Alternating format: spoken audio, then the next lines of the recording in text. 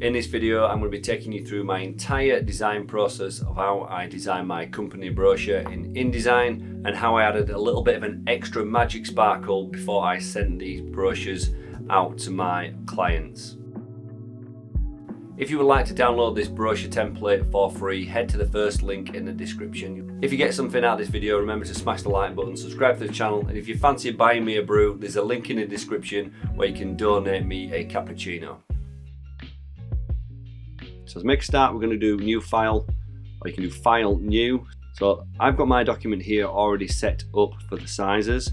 So we're going to start with the width and the height of the document being 210 by 210 square. We're going to use facing pages because it is a brochure, 16 pages, and we're going to use 3 columns, and I'm doing the gutter at 16 points. So what you can do is type in 16 PT and then press tab, it'll turn it into millimeters.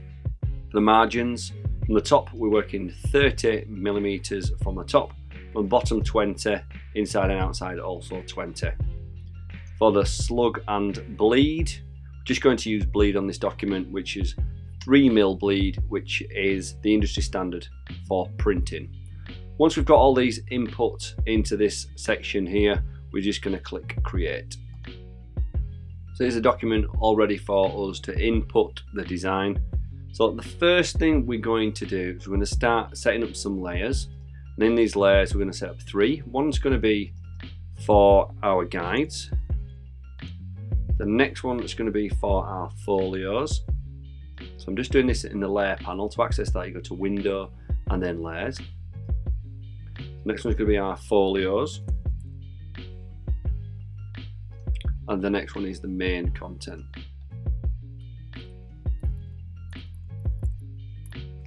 So for the guides, we are going to make some safe areas where we want certain things to sit on the page. And rather than do it on this page here, we're going to do it in our master pages. Now master pages is what we can apply to each page, and we're going to go into the A parent to set this up. So we double click on one of these 2 here, it'll bring up the master pages. So there are master pages. I'm going to add some guides to this, and which are going to appear on each of the pages. So inside layers, with the guides layer selected, we're going to go up to layout and create guides. So for this document, I'm going to have 4 rows at 16 point gutter. Number of columns, I'm going to have 3, which is in keeping with the document as it is already. And again, I'm going to use 16 point. And we're going to start those from the margin rather than the outside of the page. You can hit preview and you'll be able to see how it's then set up. And these are the areas I'm going to keep certain things inside. So I'll keep text and headers in sort of certain places on the page. You can increase and decrease to your liking, whether you want different amounts of columns or different amounts of rows, but it's completely up to you. So once they are in place, I'm going to make another final tweak. I'm going to add another guide to the top, which is going to incorporate the folio. I'm only going to do it on the right hand page because that's where I'm going to have my page number. So I'm going to take that one guide, I'm going to copy it. So you can do edit copy or Command C on your keyboard. And I'm also going to do -16 point. And it's going to move that up a bit. I'm also then going to paste, so edit paste. And that's just added an extra layer when I'm going to put my folio on the top right hand side there. I'm going to lock my guides now, so these are uneditable, so I can't drag them around and everything is locked in place. So the next thing I'm going to set up for this document is the folios. Now folios, they sit sort of outside of the edges of the page. It could be a page title which is consistent across the document, or it could also be a page number. So for my folios, I'm going to set up the font first and a line underneath, which is going to appear just above this guide which we've set up. So for the font, I'm going to use my corporate font. I'm going to put that in the folios layer. So drag a text box. I'm going to put 01. So it's kind of how I would like to see it as an example. So I'm also going to range that to the right. So up on the top title bar, you can range it to the right, or you can do a shortcut, which is Shift Command R, and it'll put the text range right. Change the font to my corporate font, which is Europa Bold. I'm going to put that in 14-point type.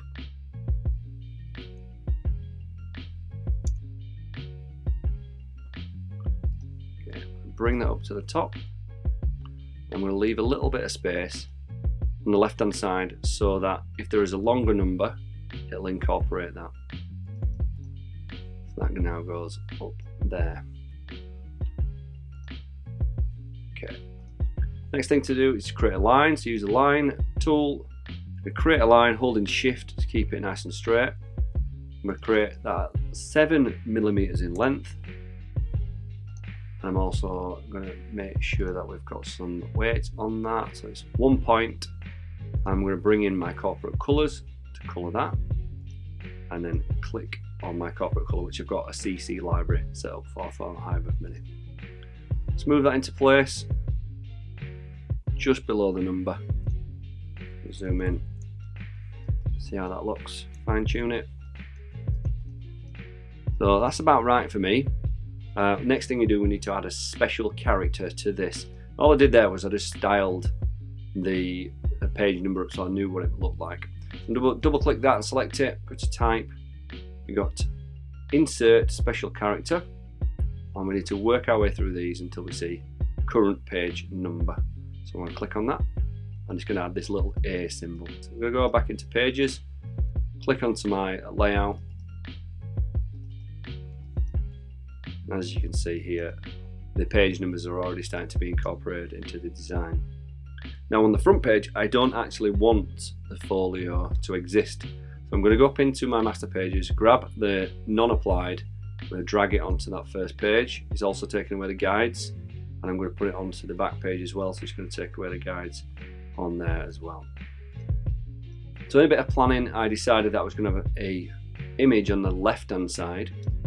So if we wanted to start adding the text boxes, the image boxes on the right hand side, we'd use this rectangular frame tool. Grab that, and we are working to this bleed area on the right hand side. Now we work to the bleed area to make sure that when we send it to print later down the line, that there's something to chop off. Okay, so we've now got that picture area in there. I'm just going to fill it almost like a placeholder, 10% grey. And this is where we're going to add the image later on. It's just there to show that's what's going to come later down the line. Next thing we're going to do is we're going to set up the typography for the document. So we're going to set up the header text now, which is going to appear on each of the pages. So I grab the type tool, it's going to drag a box. I'm just going to type in the page title. Yeah. I'm going to double click it. Now I'm going to style page title the way that I want it, which is the corporate font again, which is Europa Bold. And for the header, we're going to have 23-point type. So that's how the header on each page will look. We'll double click that, snap it to the bottom there, and that's kind of where the page title is going to appear on each page. So we're going to add the body copy now, which is going to be a box down here. So we're going to create a box in one of these kind of rectangles, and I'm kind of working within a framework. So things are going to appear in certain areas. So we're going to have a main body copy here, and we're going to have some bullet text copy here on each page. And we're going to stick to that format throughout the document. So in this main text box, we're going to style the text as I want it throughout the document. So I'm going to go to the top here again, style it in the corporate font, which is Europa Light in this instance. And the size is 11-point type. And the line height is 16 point. As you can see, 16 point has been something we've used throughout, and I'm trying to keep it consistent between the gaps and the text as well.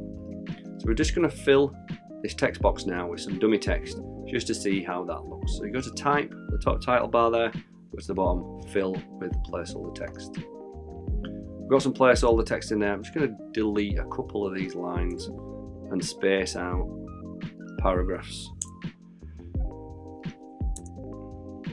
Just going to add a little bit more text to this top one. And that's the kind of the look I'm going to be going for the main body copy. So around about this many word count. And in this box here, I'm going to do some bullet text. So again, I'm just going to copy one of these and then paste it in there, because then the styling has already been done. So we're going to make it like a little subheader now. For the subheader, I'm just going to type in subheader.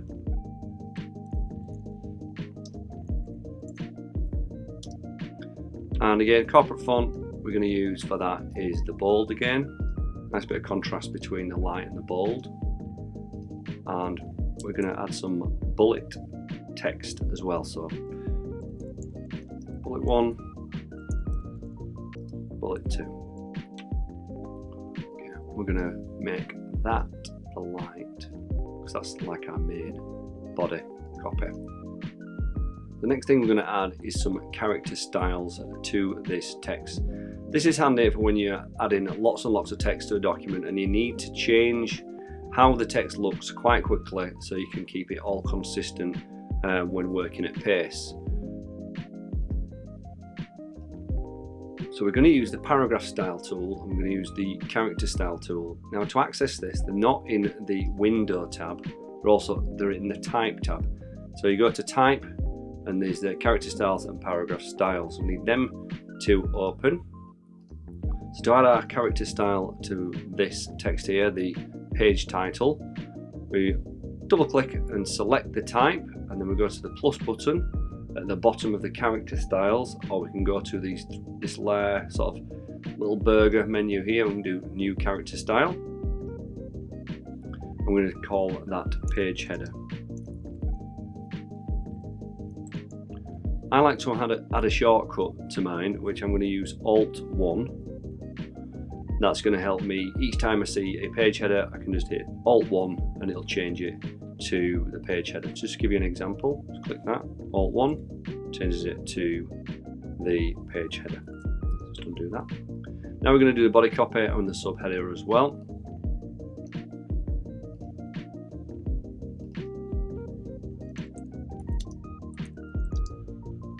To add the shortcut Alt 2, and we're going to do this subheader, so body bold, I'm going to call it body bold, and we're going to do Alt 3, Option 3 as it likes to call it. So that's the character styles all set. And what we need to do now is do a bullet point 1.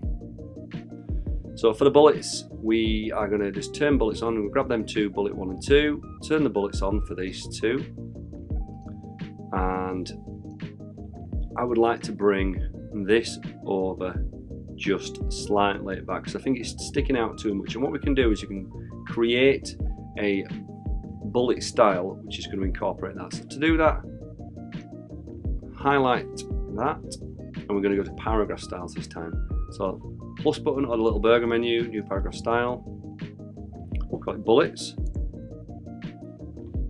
Then we'll go down to bullets and numbering. Let's see if we can see both at the same time. So we're going to increase that to 5, and then we're going to decrease that to 5. Hit preview and we should be able to see it in working. So up to 5. Down to 4, press OK. Apply that style, and it's brought them bullet points in. So every time we need a bullet point list now, so further down here, turn bullets off. List 1, list 2. Once you add that to a bulleted list, just click on that, and again we can add a shortcut to that by doing Alt 4. Now we've now got an easy way to add a bulleted list. turn that off. List. Do Alt-4. Bosh, we've now got a bulleted list quite quickly. So what we're doing now is really we're setting up the document so later down the line we can work at pace. So from here it is a case of being able to understand what bits of content you want on each page, what do you want to appear in different parts of your corporate brochure. To work out how many words I needed on each page, I copied and pasted the dummy text into Pages on a Mac and used the word count function in order to work out how many words I could fit on each page. There's no real hard and fast way to write copy for your brochure. It's just about knuckling down and getting on with the work. Once I create the first draft of the document, I then send it up to my copywriter to sense check, proofread, and to add a little bit of magic sparkle. So after I received the text back from the copywriter, there was only a couple of amendments that needed to be made. I added that to the document and made a few typographic tweaks to the styling. I had to change the line height and the size of the text, but it wasn't a noticeable difference when it came to the design. It just still fit nicely with my original concept. I'm going to add all the text to the document now, and rather than having you sit through about an hour of typesetting, I'm just going to speed up and voice over this part so you can kind of see my process. All I'm really doing is adding a text box to each of the pages, adding the page title, adding a main text box for the body, and adding those bullets on the right hand side. These are some of the things that we incorporate right at the beginning of this tutorial video, and as you can see, using some of the shortcuts really speed up the workflow. And it's these bits of structure when you come to doing brochure design which will alleviate some of the pain of having to go through the menus and having to set the text every single time. It makes typesetting a little bit easier overall. So once we add all the text into the document, it's time to sift through all the images that I have and find some appropriate images for each of the service sections. So I'm going to go through, I'm going to add those now. Again, I'm going to speed up the video, but you'll get a general feel of how the process works. On the left hand side of the document, I'm adding a large image which is in keeping with the text on the right hand side. I also add an infographic and some other images of some of the clients. Some of the pages I've shown some of the work that we've done, and some of the pages I've also added a helpful testimonial to build trust.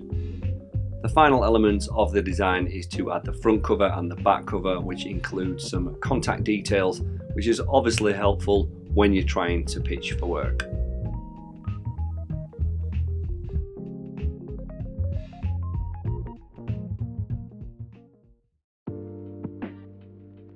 Once you've finished designing your brochure, it's time to export it. There's a couple of ways you can do that. You can go to File and Export, or Command E on the keyboard. To do a print brochure, you want to click the drop down in Format and go to Print. I'm going to type in Print at the top there as well, so it reminds me of what brochure I'm exporting. Press Save, and I like to use the standard drop down menu and turn it to this PDF X 1A 2001. And it's all pages. We're not going to do spreads, we need to do pages instead of spreads. And go into marks and bleeds, add some crop marks and add the bleeds, which is standard for when you're sending something to print. Then press export, press OK, and that's your brochure exported. From here we selected an online printer to suit our needs and our price point. We opted for a cover which is slightly thicker than the inside pages, and we also added a soft touch lamination for that extra tactile feel. So a couple of weeks have passed and it's now time to see what's inside the box and see how these brochures have come out.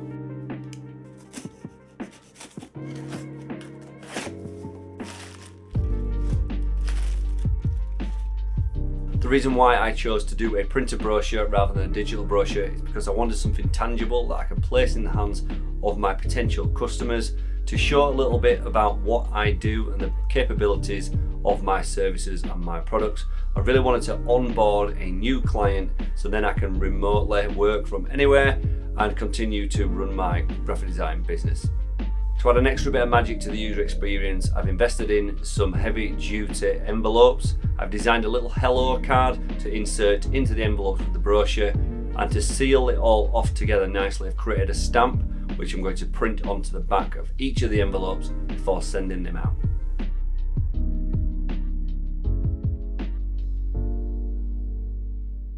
Remember, if you want to access the file that accompanies this tutorial, head to the first link in the description where you can access this file for free.